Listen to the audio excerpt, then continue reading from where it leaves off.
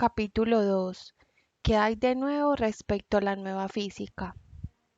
Einstein dijo alguna vez que la teoría de los cuanta le recordaba el esquema de ilusiones de un paranoico excesivamente inteligente, inventado a partir de elementos incoherentes del pensamiento.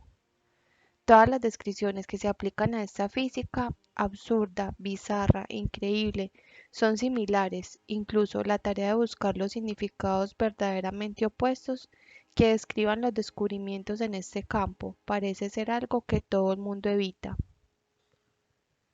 La nueva física es tan nueva que los mismos físicos cuánticos no se han puesto totalmente de acuerdo en los cambios conceptuales que demanda, buscando refugio en vez de ello en el lenguaje menos exigente de las matemáticas. No obstante, es aquí, en la creación de una nueva estructura conceptual para la nueva física, donde se encuentra el verdadero desafío cultural de las ciencias modernas. Los antiguos hábitos intelectuales mueren fatalmente. Las categorías newtonianas de espacio, tiempo, materia y casualidad se encuentran tan profundamente arraigadas en toda nuestra percepción de la realidad que matizan cualquier ángulo de la forma en que pensamos de la vida y no podemos imaginar fácilmente un mundo que demofe de su realidad. Cada vez que conducimos un automóvil de un punto a otro, estamos conscientes hasta cierto punto del espacio que hay entre los dos puntos y el tiempo que toma viajar entre ellos. Con el simple acto de abrir y cerrar una puerta nos damos cuenta inconscientemente de la materia existente, tanto en la puerta como en nuestra mano, y de la relación de la causa y efecto entre ellas. ¿Cómo entonces podríamos aceptar que no existe un espacio entre objetos separados, que ciertamente los objetos no son como normalmente pensamos de ellos, y que toda la noción separado carece de realidad de fundamento? ¿Cómo podríamos hablar de sucesos relacionados entre sí, si debemos desechar toda alusión al tiempo y nunca decir que una cosa ocasiona y que otra ocurra? Tales problemas, cuando se presentan por primera vez, crean una especie de entumecimiento intelectual, seguido por un esfuerzo y un deseo de poder manejados de manera similar. Aunque los físicos cuánticos, cuando intentan dar algún sentido a lo que sus ecuaciones les están diciendo, tratan inconscientemente de forzar nuevos conceptos del quantum, pero incluirlos en las antiguas categorías newtonianas. Y a la vez ellos mismos encuentran su propio trabajo tan loco y extravagante como le parece al profano. Hasta el momento, ni uno solo ha tenido éxito al tratar de explicar lo que todo ello significa. En el curso de este libro trataré de expresar los conceptos de la teoría de los cuanta en un lenguaje ordinario y con términos cotidianos. Abrigo la esperanza de que evitaré caer en la trampa usual de querer ajustar espigas cuadradas y en agujeros redondos. La novedad de todo este asunto quedará de manifiesto cuando veamos las nociones básicas de ser, movimiento y relación a la luz de la nueva física. Tengo confianza en que nuestra habilidad para asimilar esto como parte inherente de nuestra propia experiencia se incrementará en los capítulos subsecuentes. Ser. Lo más revolucionario y para nuestros propósitos, la declaración más importante que hace la física cuántica respecto a la índole de la materia y quizás del ser mismo, resulta de su descripción de onda-partícula, la aseveración de que a nivel subatómico todo ser puede describirse igualmente, bien como una partícula sólida semejante a diminutas bolas de billar o como ondas parecidas a las ondulaciones en la superficie del mar. Además, la física del quantum afirma que ninguna descripción es realmente exacta por sí sola, que la semejanza del ser tanto con las olas como en las partículas deben considerarse cuando se trata de entender la naturaleza de las cosas, pero que lo básico es la dualidad misma, la materia. Cuántica es esencialmente tanto la semejanza con las olas como las partículas simultáneamente. Esa índole lejano del ser cuántico queda resumida en uno de los dos más fundamentales de la teoría de los cuanta, el principio de complementación, el cual afirma que cada manera de describir el ser bien sea como una onda o como una partícula, complementa la otra, y que solamente se obtiene un cuadro total cuando se les trata en paquete. Es igual que los hemisferios derecho e izquierdo del cerebro, cada uno proporciona un tipo de información de la que el otro carece. El hecho de que en ese momento, dado el ser elemental, se despliegue como uno o como otro, depende de las condiciones generales entre las cuales tal vez sea fundamental, como veremos más tarde, que alguien esté o no esté mirando, o lo que el observador esté buscando. Las partículas elementales, dijo Sir William Braga, parece ser ondas de los lunes, miércoles y viernes, y partículas de los martes, jueves y sábados. Tal dualidad y el concepto en cierto modo etéreo de la materia no podría estar más alejado de la noción más cotidiana que sostiene la física newtoniana o clásica.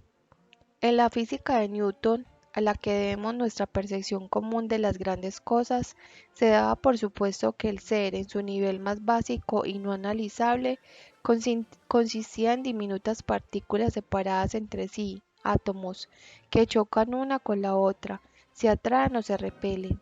Esas partículas eran sólidas y separadas, y cada una ocupaba su propio lugar definido en el espacio y en el tiempo.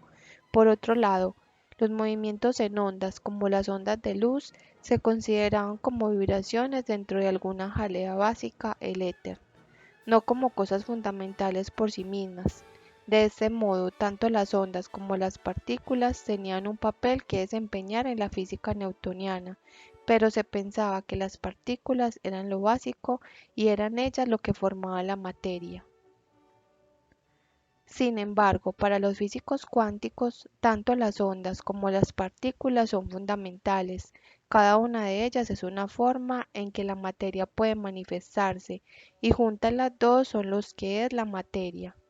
Y si bien ningún estado es completo por sí solo, y ambos son necesarios para proporcionar un cuadro completo de la realidad. Resulta que nunca podemos enfocarnos en ambos a la vez. Ese es el cue del principio de incertidumbre de Heisenberg, el otro principio fundamental del ser en la teoría cuántica. De acuerdo con el principio de incertidumbre, las descripciones de ondas o partículas del ser se excluyen unas a las otras, si bien ambas son necesarias para lograr una concepción total de lo que es el ser, únicamente una de ellas accesible a un modo dado. Podemos bien sea medir la posición exacta que digamos de un electrón cuando se manifiesta como una partícula, o podemos medir su momento de impulso cuando se expresa como onda, pero nunca podemos medir exactamente ambas cosas al mismo tiempo. Desde este punto de vista, la medición de electrones es como un acertijo semejante a la dinámica de la entrevista psiquiátrica, en la que idealmente el psiquiatra le agradaría conocer tanto los antecedentes de su paciente como establecer alguna suerte de nexo con él. La dificultad está en que si el psiquiatra formula preguntas sobre determinados hechos para suscitar la teoría, recibe simplemente respuestas sobre los hechos, mientras que el paciente mismo, por su estado de ánimo de ese momento, se esconde detrás de los hechos. Por otro lado, si el psiquiatra decide abandonar las preguntas para escuchar de forma receptiva, simpatizará con el paciente, pero concluirá la entrevista reconociendo muy poco de su historia. La recopilación de hechos y el nexo de simpatía parecen excluir uno al otro, y no obstante, cada uno de ellos es necesario para tener un cuadro total de la condición del paciente. De modo similar, la mayoría de los electrones y otras entidades subatómicas no son ni totalmente partículas ni totalmente ondas, sino más bien alguna mezcla confusa de las dos, conocida como paquete de onda, y es aquí donde la dualidad onda y partícula y el misterio del quantum entran plenamente por derecho propio. Si bien podemos medir las propiedades de la onda o las propiedades de las partículas, las propiedades exactas de la dualidad eludirían cualquier medición que pudiéramos hacer. Lo más que podemos esperar conocer respecto a cualquier paquete de ondas es una confusa lectura de su posición y una igualmente confusa lectura del momento de impulso. Esta nebulosidad esencial Es la incertidumbre a la que nos referimos con el nombre del principio de la incertidumbre y reemplaza el antiguo determinismo newtoniano, dando todo lo concerniente a la realidad física era fijo, determinado y medible, por un nuevo concepto de papilla o puré de papa, donde nada es fijo, totalmente medible, donde todo es indeterminado, hasta cierto punto fantasmal y sencillamente fuera de nuestro alcance. Así como a menudo sentimos que nunca podemos entender plenamente a otras personas ni podemos fijar su esencia, también es cierto que nunca podemos conocer plenamente una partícula elemental. Es como si estuviéramos condenados por siempre a ver únicamente sombras en la niebla. La naturaleza plena de este indeterminismo cuántico ataca el meollo del problema filosófico central suscitado por la mecánica cuántica, la esencia de la realidad misma. Algunos teóricos cuánticos, entre quienes destacan Niels Bohr y Heisenberg mismo, afirman que la realidad fundamental es esencialmente indeterminada, que no existe un algo claro, fijo y básico en nuestra existencia cotidiana que pueda llegar a conocerse. Todo respecto a la realidad es y sigue siendo una cuestión de probabilidades. Un electrón podría ser una partícula, podría ser una onda, podría estar en esta órbita, podría estar o ser y ciertamente podría ocurrir cualquier cosa. Únicamente podemos predecir tales cosas con la base en lo que es más probable, dadas las restricciones generales de cualquier situación experimental. Sobre ese punto de vista, donde la base esencial de la realidad como la conocemos consiste precisamente en un sinnúmero de posibilidades, quedamos sin una respuesta de la teoría de los cuanta para el problema esencial del ser. ¿Cómo puede algo en este mundo llegar a ser real o fijo? Es precisamente lo opuesto al dilema suscitado por el universo mecánico de Newton, en el que no hay cupo para lo nuevo. Cuando se lee a Newton tenemos que preguntar, ¿cómo puede algo llegar a ocurrir? Con la interpretación de Bohr y Heisenberg de la mecánica cuántica, el gran problema se convierte en ¿cómo puede algo llegar a ser? Sin embargo, otros teóricos cuánticos, encabezados por el desapasionado Einstein, han argumentado que cualquier realidad probabilística y totalmente indeterminada como tal se halla fuera de la concepción. El Todopoderoso, nos aseguró Einstein, no podría probar un universo gobernado de acuerdo con las reglas de una casa de juego común. Nunca creeré que Dios se pone a jugar a los dados con el mundo, proclamó. En vez de ello, los partidarios de Einstein han arguido que el indeterminismo esencial requiere por la mecánica cuántica no se halla en la realidad misma, sino que resulta de lo incompleta, que es aún la teoría de los cuanta, o de nuestra ineptitud para estudiar a la naturaleza sin perturbarla. Hacen ver que la teoría fracasa cuando tiene que explicar las existencias de las cosas actuales e insisten que el mundo real es tan fijo y tan real como nunca llegamos a pensar que lo sería. Somos nosotros, debido a los procesos de medición o de las ecuaciones que empleamos, lo que no podemos conocerlo. Si bien convenimos con Einstein en que la física cuántica, como está construida actualmente, no proporciona una explicación adecuada al mundo material cotidiano que vemos a nuestro derredor. Mi propia inclinación se halla hacia el punto de vista Bohr-Heisenberg de indeterminación, es decir, la opinión de que el fundamento mismo de la realidad es un laberinto indeterminado y no fijo de probabilidades. La razón para esta inclinación resulta más clara cuando lleguemos a discutir la naturaleza de la conciencia y su relación con la mecánica cuántica. En los capítulos ulteriores, el funcionamiento de nuestra mente puede proporcionarnos una clave para la naturaleza de la realidad fundamental.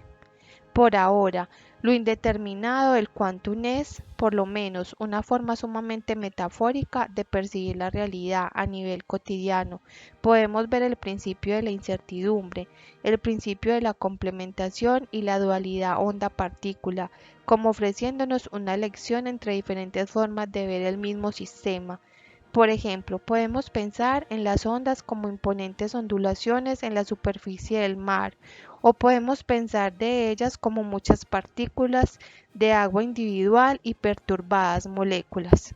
Podemos pensar de una nación como una entidad viva con sus propias características, costumbres e historia, o podemos desglosarla en ciudades individuales, edificios y personas. Si llevamos esto más lejos todavía, podemos pensar en los ladrillos de los edificios o en las células corporales de la gente o hasta la constitución molecular o atómica de cada uno. Diferentes tipos de cosas pueden verse con más claridad desde diferentes perspectivas. ¿Y quién puede decir cuál es más fundamental? ¿Qué o cuál existe con mayor realidad? La teoría cuántica de campo nos lleva todavía más lejos del universo muerto y silencioso de Newton, ofreciéndonos un cuadro vívido del flujo dinámico que se halla en la esencia de un ser indeterminado, aquí hasta aquellas partículas que se manifiestan como seres individuales lo hacen solo brevemente. En energías bastante elevadas, las partículas pueden nacer de un fondo o origen de energía pura, ondas. Existen durante un tiempo sumamente breve y luego se disuelven en otras partículas o retornan al fondo del mar de energía, como los rastros de vapor de cortísima vida que uno ve en una sencilla cámara de niebla de Wilson, que emergen aparentemente de ninguna parte, viajan por un breve espacio en la bruma y luego desaparecen una vez más. Algunas de las propiedades de esas partículas individuales y transitorias se conservan, como sus masas, cargas y movimientos, pero el número y tipo de las partículas no son constantes. Igualmente, el crecimiento y reducción de la población de una nación o la construcción y decadencia de sus ciudades o edificios, tal constancia se reserva para el equilibrio general de todo el sistema. Esta descripción gráfica del surgimiento y retorno o el principio y término de las partículas subatómicas individuales en la realidad cuántica conlleva profundas implicaciones para nuestra forma de ver la naturaleza y la función de la personalidad individual o la supervivencia del yo. Movimiento. En la física clásica, el movimiento parece un concepto bastante simple. Nos es familiar dentro de nuestra percepción cotidiana de las cosas. Un objeto, digamos una bola, viaja continuamente del punto A al punto B. Toma cierta cantidad del tiempo en ir de un lado al otro y efectúa su viaje debido en primer lugar a que alguien lo lanzó. De ese modo se mueve uniformemente a través del espacio y el tiempo como resultado de causa y efecto. Todos sabemos que esta es la manera básica en que suceden las cosas en nuestro mundo. No obstante, desde el punto de vista cuántico de la realidad, todo el panorama de movimiento continuo a través del espacio y el tiempo se rompe. La física del quantum es, como lo expresó cierto científico de Oxford, una física de grumos y brincos. Los grumos aparecieron en los inicios de la teoría de los cuanta, cuando Max Planck demostró que toda energía es radiada de paquetes individuales, llamados cuanta, más que en corrientes que fluyen sobre un espectro continuo. Los brincos aparecieron algunos años más tarde, cuando Niels Bohr demostró que los electrones brincan de un estado de energía a otro en saltos cuánticos discontinuos, cuya dimensión del salto depende de qué tantos cuanta energía hayan absorbido o desprendido. El átomo original de Bohr, en la actualidad un tanto pasado de moda pero todavía útil para ilustrar el efecto de los saltos cuánticos, era como un sistema solar diminuto. Poseía un núcleo comparativamente grande en el centro en lugar del Sol y los diversos electrones circulaban alrededor de él en sus órbitas individuales, representando cada órbita un estado de energía, dado que un electrón podía ocupar. No había, como resultó, ritmo-razón respecto a cuándo un electrón podría saltar de una órbita a otra o que la longitud del salto podría dar. Todo lo que podía predecirse con certeza era que su camino sería accidentado y que la distancia a diferencia de energía se recorrería podría medirse en un total de cuanta. La nueva descripción de movimiento como una serie de saltos interrumpidos fue uno de los principales cambios conceptuales que surgieron de la teoría de los cuanta, Fue como reemplazar el nuevo flujo de la vida real con los cortes bruscos de la esencia de un fil. Ciertamente, la teoría nos demostró que todo movimiento, incluso aquel que percibimos como suave y continuo, está estructurado como la representación sucesiva de cuadros o marcos de una película, y de la misma manera en una película podría ocasionalmente saltarse dentro del proyector. Las partículas subatómicas pueden saltar varios cuadros adelante, dejando los pasos intermedios que podrían parecer más naturales. Las analogías posibles con los procesos mentales y culturales son en verdad muchísimas. Como ya hemos visto en el apartado anterior titulado Ser, en la teoría de los cuanta, el principio de incertidumbre de Heisenberg surgió del problema de tratar de seguir y describir el movimiento real de una partícula subatómica en el curso de su accidentado camino, en un reino donde la realidad parece consistir no en realidades fijas que podamos conocer, sino más bien en las probabilidades de todas las diversas realidades que podríamos conocer. Lo más duro consiste en tratar de escudriñar los movimientos de cualquier partícula dada, porque entre más se le siga, más elusiva se torna. La elusividad es uno de los problemas mayores que probó el movimiento cuántico. El otro es el destino de todas aquellas probabilidades perdidas. Si la realidad cotidiana, la que comúnmente experimentamos, consiste en verdad en cosas reales como cuerpos, escritorios y sillas, mientras que la realidad cuántica no existen cosas reales, sino más bien una miriada de posibilidades de incontables realidades, ¿qué sucede con todo ese potencial? ¿En qué momento y por qué una de esas multitudes de posibilidades de la naturaleza se queda fija en el mundo de las cosas reales y qué papel, si es que hay alguno, juegan todas las posibilidades perdidas para lograr el estado final de las cosas? La respuesta a estas interrogantes nos interesa posteriormente cuando lleguemos a discutir la esencia y la función de la conciencia. Como veremos en el capítulo subsecuente, no existe todavía una buena respuesta al porqué de la realidad, pero lo un tanto asombrosa propiedades de fijación e incluso la creación se ha entendido mejor. Hemos visto que cuando un electrón hace una transición de un estado de energía a otro dentro del átomo, lo hace completamente al azar y de manera espontánea, de súbito, sin ninguna advertencia y previa y aparentemente sin causa. Un átomo anteriormente quieto puede experimentar un caos en las cápsulas de energía del electrón. Esto es simplemente cuestión de casualidad y los electrones pueden con igual probabilidad hacer una transición de un estado de elevada energía a otro inferior o de un estado de energía menor a uno superior. Esta es la razón por la cual se dice que hay una reversibilidad del tiempo a nivel cuántico. Las cosas pueden ocurrir en cualquier dirección. No hay una continuidad lógica de sucesos dentro del átomo perturbado, ni una cosa es causa de otra. Las cosas simplemente suceden como suceden. Es como en el caso de las imágenes conectadas fortuitamente en un poema, que pueden seguir una sobre la otra sin un orden específico, y lo que es peor todavía, que nos lleva a la pregunta de las posibilidades perdidas. Ocurren simultáneamente en toda dirección a la vez. Cuando un electrón, en su forma de núcleo de probabilidades, pretende moverse de una órbita a otra, se comporta al principio como si salpicara una gran región de espacio, desplegando una especie de misteriosa omnipresencia en muchas órbitas. Extiende tentáculos temporales hacia su propia estabilidad futura, como si tratara de conocer todas las posibles nuevas órbitas en las que eventualmente podría establecerse, de manera muy semejante a la posibilidad de que nosotros aplicáramos una nueva idea en diferentes lugares para conocer sus muchas posibles consecuencias. En la teoría de los cuanta, estos tentáculos temporales se conocen como transiciones virtuales, mientras que la transición final del electrón o un hogar nuevo y permanente se conoce como la transición real. Sin embargo, como advierte el físico cuántico David Bohm, no deberíamos engañarnos en los términos virtual y real.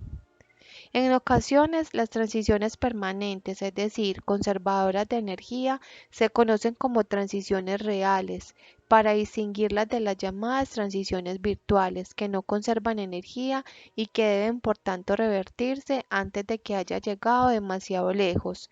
Esta terminología es infortunada, porque implica que las transiciones virtuales no tienen efecto real, y es al contrario, a menudo son la máxima importancia, pues una gran multitud de procesos físicos son el resultado de esas llamadas transiciones virtuales.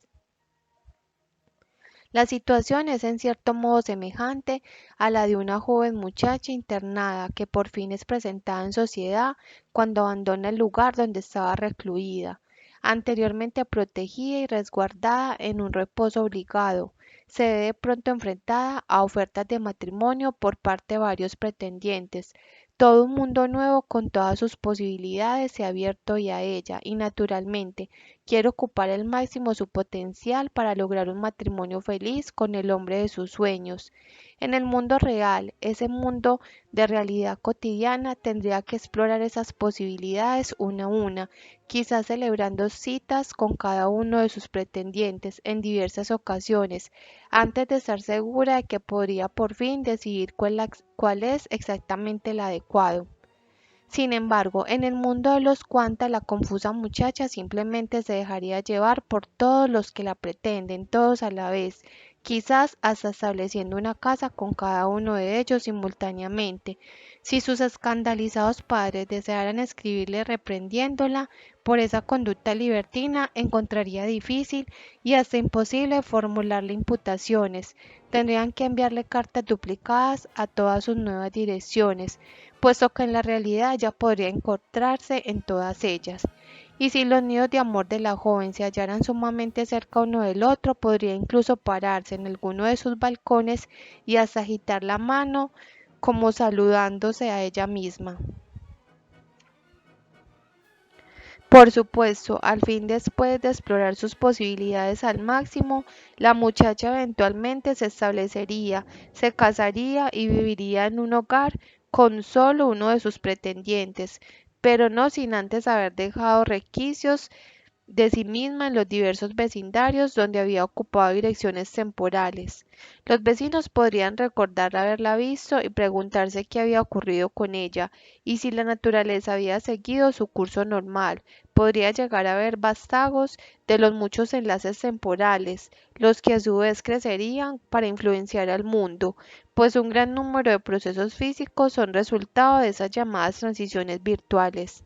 Si bien el caso de la pícara desvergonzada en el universo cuántico podría parecer un tanto extravagante, existe una interpretación de la teoría de los cuanta que orgulle con toda seriedad que esta suerte de elección múltiple de la realidad tiene lugar cada vez más que hay la necesidad de decidir la forma en que un proceso físico indeterminado podría resolverse, conocida como teoría de los mundos múltiples. Sugiere que existe un infinito número de mundos en cada uno de los cuales podríamos encontrar una versión de nuestros propios yoes, cada mundo diferente de los demás, en cada uno de los cuales se han desarrollado otras posibles cadenas de sucesos. De acuerdo con ese punto de vista, no hay posibilidades perdidas, podemos tenerlas todas. En los capítulos subsecuentes no me ajustaré a la interpretación literal de los mundos múltiples, aun cuando alguna discusión ulterior tuviera analogía entre los procesos psicológicos y el papel de las transiciones cuánticas virtuales. En biología, David Bohm ya sugirió que en muchas formas el concepto de una transición virtual se asemeja a la idea de evolución de los biólogos, que afirma que todas las especies pueden aparecer como resultado de mutaciones, pero que únicamente ciertas especies pueden sobrevivir indefinidamente, es decir, aquellas que satisfacen ciertos requisitos de la supervivencia en el ambiente específico que rodea a las especies. Las múltiples especies arrojadas por las mutaciones pueden verse como las diversas posibilidades, estados virtuales, que la naturaleza está explorando como formas nuevas por medio de las cuales ella podría expresar su potencial. Las posibilidades menos viables, como dice Bond, eventualmente mueren, pero a menudo no sin dejar alguna traza de sí, que siguen adelantando para convertirse en parte de un tejido de vida. Dos mutaciones no viables podrían, por ejemplo, cruzarse para formar alguna tercera especie que es capaz de una supervivencia a largo plazo, una transición real. Muy posiblemente nosotros, los seres humanos, somos resultado de tal cruza entre dos especies virtuales, una exitosa mutación secundaria de alguna nebulosa forma de vida conocida como el eslabón perdido. Relación. Quizás más que ninguna otra cosa, la física cuántica promete transformar nuestras nociones de relación. Ambas cosas, tanto el concepto del ser como un dualismo indeterminado de onda y partícula, junto con el concepto de movimientos que descansan en transiciones virtuales, presagia una revolución en nuestra percepción de cómo se relacionan las cosas y los sucesos, alguna vez concebidos como separados, apartados tanto en espacio como en tiempo, son vistos por los teóricos cuánticos tan integralmente eslabonados que van en la realidad tanto de espacio como de tiempo y se comportan como aspectos múltiples de algún total más grande, derivado de ese total sus existencias individuales, su definición y su significado. La nueva noción de la relación que proponemos la mecánica cuántica es conciencia directa del dualismo onda-partícula y de la tendencia de un núcleo de materia o núcleo de probabilidades a comportarse como si fuera salpicado por sobre todo el espacio y el tiempo, puesto que si todas las cosas potenciales se estiran infinitamente en todas direcciones, ¿cómo puede uno hablar de ninguna distancia entre ellas o concebir separación alguna? Todas las cosas y todos los momentos se tocan uno con el otro en todos los puntos. La unidad del sistema general es suprema. De eso se desprende que la noción alguna vez irreal de acción o distancia, donde un cuerpo puede influenciar a otro instantáneamente, a pesar de no haber intercambiado aparente fuerza o energía, es para él el físico cuántico un hecho de realidad de cada día. Es un hecho tan separado del mareo total del espacio y tiempo que sigue siendo uno de los más grandes desafíos que suscita la teoría de los cuanta. Una imagen de la realidad que está cambiando instantáneamente por efecto de la acción a distancia o no localidad, más propiamente dicho, el principio de que algo puede ser afectado en ausencia de una causa local, obviamente tiene resonancias místicas.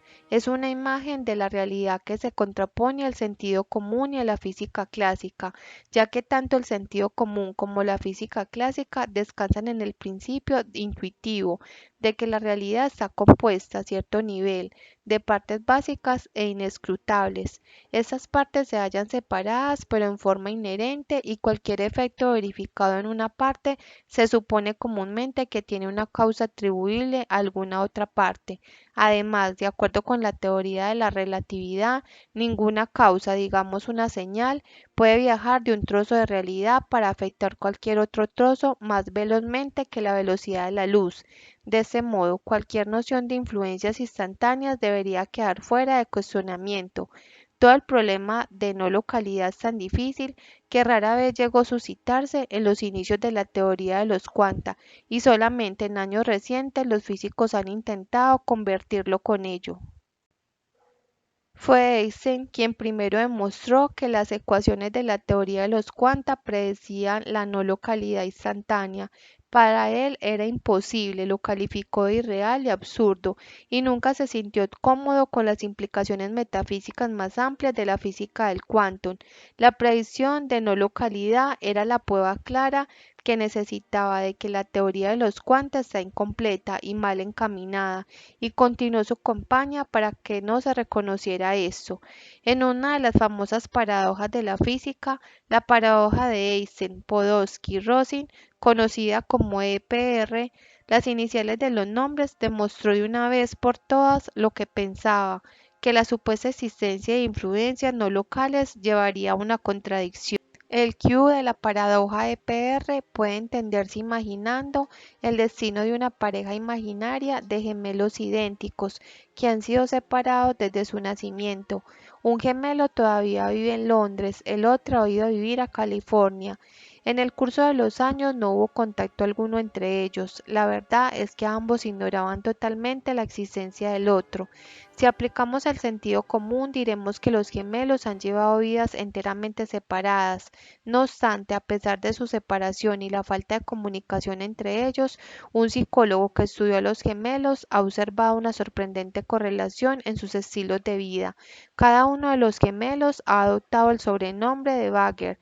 Ambos trabajan como fiscales en la oficina de un procurador de distrito. Ambos se visten casi exclusivamente con diversos tonos de café y ambos se casaron con una rubia de nombre Janet a la edad de 24 años. ¿Cómo puede explicarse esto? El físico cuántico no tendría dificultad alguna en creer en las vías paralelas o correlativas de los gemelos. Diría que sus ecuaciones siempre lo predijeron y que todos los eslabones entre los gemelos quedan suficientemente explicados por el hecho de que sus existencias individuales son aspectos de algún total más grande. Pero Einstein pensaba que eso no era suficiente. En su teoría de las variables ocultas, sugirió, en vez de ello, manteniendo la analogía de los gemelos, que debía haber algún factor común, digamos que compartían el material genético, que predeterminaba la similitud en sus estilos de vida. La controversia quedó finalmente zanjada por un físico de nombre John Bell, cuyo teorema condujo a experimentos definitivos. Para probar el teorema de Bell se requirió interferir en la vida de uno de los gemelos para ver qué ocurre con el otro. En un momento dado daríamos una buena patada al gemelo que vive en Londres para que caiga por una escalera y se rompa una pierna. Nadie aduciría que algún material genético pudiera explicar si el gemelo que vive en California fuera entonces a sufrir una caída similar.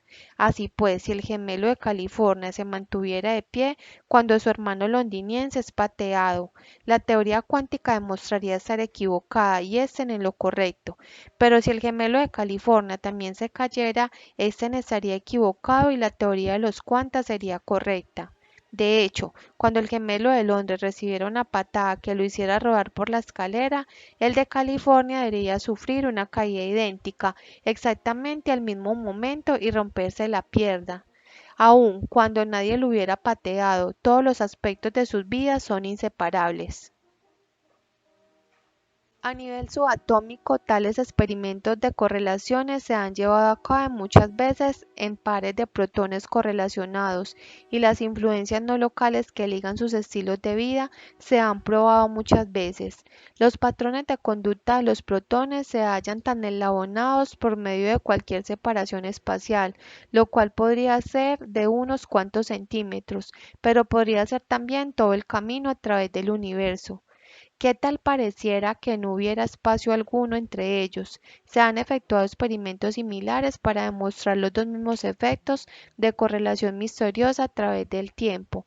Dos sucesos que ocurren en tiempos diferentes, influye uno en el otro, de tal manera que parecen estar ocurriendo al mismo tiempo. De hecho, se les arreglan para pasar a través del tiempo en alguna danza sincronizada que desafía toda nuestra imaginación y nuestro sentido común. Imaginemos, por ejemplo, que existen dos barqueros que trabajan pasando mercancía de un lado a otro de un río, cada uno de ellos propietario de su bote. El barquero A transporta mercancía con una lancha y el barquero B con otra. Cuando el tráfico sobre el río es excesivo, los dos barqueros laboran simultáneamente, pero durante periodos de tráfico escaso, ambos deciden trabajar por turnos. El barquero A labora por las mañanas y el B por las tardes.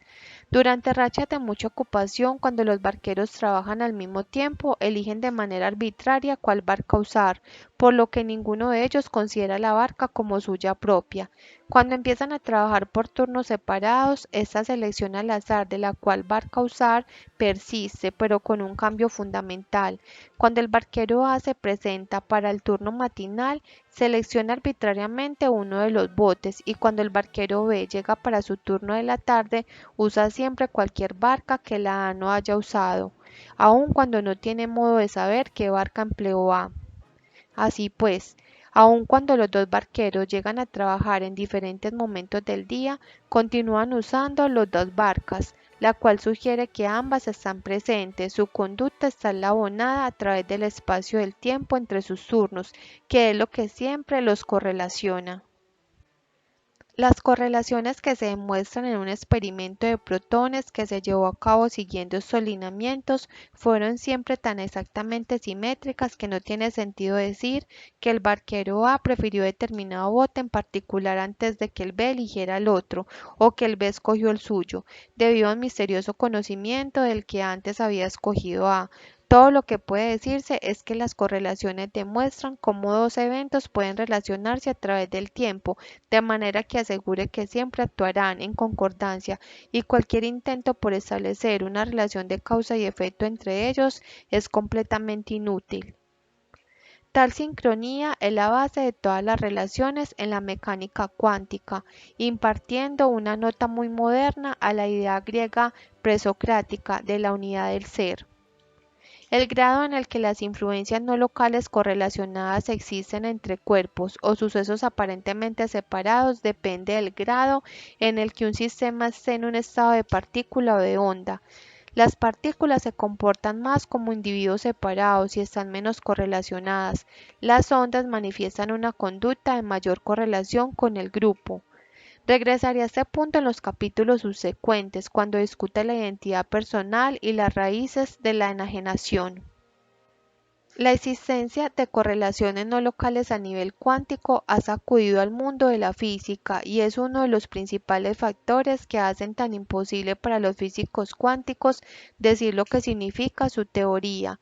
En el curso de este libro estaré haciendo analogías entre la no localidad cuántica y las experiencias en nuestra vida y relaciones cotidianas, pero en el capítulo 5, donde discuto en detalle la índole de la conciencia, las correlaciones no locales entre cuerpos aparentemente separados resultará crítica para la discusión de la conciencia como fenómeno de la mecánica cuántica.